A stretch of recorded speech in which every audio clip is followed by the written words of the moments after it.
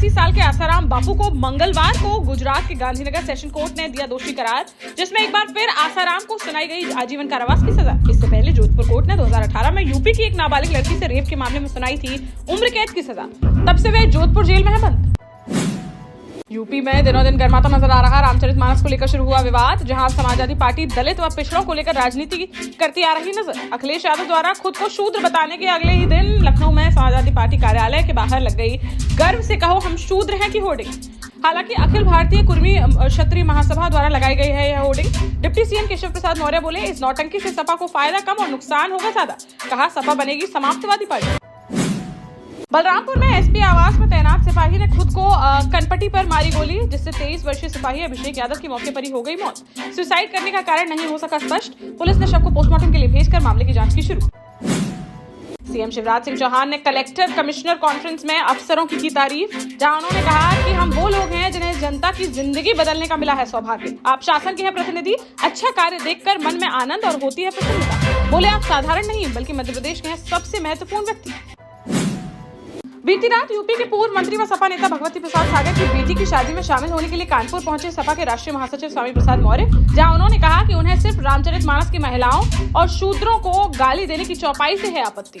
वहीं उन्होंने बागेश्वर सरकार यानी पंडित धीरेन्द्र कृष्ण शास्त्री पर फिर बोला हमला, कहा ढोंगी और पाखंडी है बागेश्वर वाले बाबा। भोपाल के अयोध्या नगर क्षेत्र में प्राचीन हनुमान और दुर्गा मंदिर पर बीते 4 दिनों से डेरा डाले बैठी पूर्व सीएम उमा भारती का मंगलवार को प्रदर्शन हुआ खत्म, जहां अब वह बुधवार को ओरछा पहुंचकर प्रवेश द्वार के पास स्थित शराब की दुकान पर चलाएंगे अनूठा अभियान। मधुशाला की जगह गौशाला का करेंगे निर्माण। कहा अगर प्रदेश की शराब नीति नहीं आई उनके अनुरूप तो शराब दुकानों पर जो होगा वो बनेगा एक नजीर। हिंदुओं की पवित्र ग्रंथ रामचरितमानस का अपमान करने वाले सपा नेता स्वामी प्रसाद मौर्य को अखिलेश यादव द्वारा महासचिव बनाए जाने व उनका समर्थन करने पर संत महात्माओं में देखने को मिल रही खासी नाराजगी, जहां प्रयागराज के माघ मेले में संतों ने मठ मंदिरों से सपा नेताओं को बहिष्कृत करने का किया ऐलान। बोले लोकसभा चुनाव में सपा के खिलाफ चलाया जाएगा अभियान, जो राम का नहीं वो किसी काम का नहीं। गौशाला में गौवंश की दुर्दशा से व्यथित होकर भोपाल की सांसद साध्वी प्रज्ञा ठाकुर ने सीएम शिवराज सिंह चौहान को लिखा पत्र, जिसमें उन्होंने प्रदेश में संचालित समस्त गौशालाओं की जांच कराकर दोषियों पर कठोर कार्रवाई किए जाने की अपील। बांदा के देहात कोतवाली थाना क्षेत्र अंतर्गत महोखर गांव में सोमवार की शाम जमीनी विवाद को लेकर पारिवारिक लोगों में हुआ विवाद, जहां दोनों पक्षों की तरफ से जमकर चले लाठी डंडे, जिसमें दोनों पक्षों से 6 लोग गंभीर रूप से हुए घायल, जिन्हें इलाज के लिए तुरंत बांदा ट्रॉमा सेंटर में कराया गया भर्ती। झांसी में जगह जगह फैले अतिक्रमण के विरोध में अधिवक्ताओं ने उठाई आवाज, जहानाबाद व सदर बाजार थाना क्षेत्र में नगर निगम की जमीन पर अवैध कब्जा कर अतिक्रमण करने वालों के विरोध में अधिवक्ताओं ने नगर आयुक्त को सौंपा ज्ञापन, जिसमें उन्होंने ऐसे लोगों पर कार्यवाही किए जाने की उठाई मांग।